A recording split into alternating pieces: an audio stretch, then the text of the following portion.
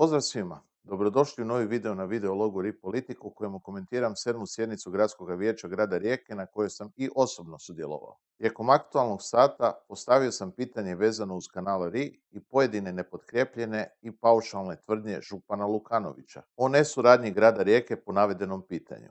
Iz odgovora koji sam dobio od gradonačelnice vidljivo je da Primorsko-goranska županija nije ni sama još definirala u kojem smjeru želi ići po pitanju regionalne televizije.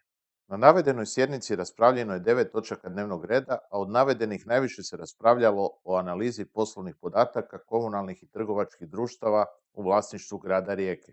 Navedena analiza predstavlja početnu fazu sveobuhvatne reforme komunalnog sustava. Usprkos pojedinih kritika same analize iz redova oporbe, gradonačelnica je na vijeću najavila izgradnju stabilnog i transparentnog komunalnog sustava, koji će građanima pružiti kvalitetnu javnu uslugu po pravednoj cijeni. I sam sam sudjelovao u raspravi u kojoj sam naglasio da je analiza podstrijek za promišljanje reforme cijelog sustava s ciljem da za nekoliko godina nemamo ovakve rasprave, već da se možemo pohvaliti nekim boljim rezultatima. Osim toga, raspravljeno je i polugodišnje izvješće o radu gradonačelnice.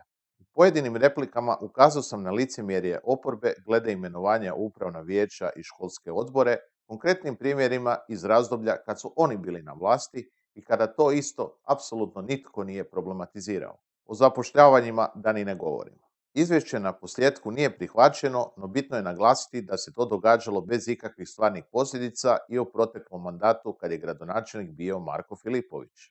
Nastavit ću prokazivati licemjerje osovine SDP PGS Možemo i na narednim sjednicama.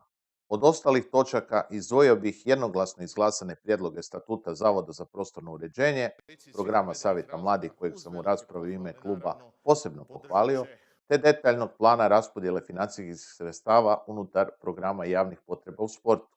Toliko za danas. Ako vam se sviđa ovaj sadržaj, zapratite RI Politiku na društvenim mrežama, poveznice su u opisu ovog videa. Do idućeg puta, do slušanja.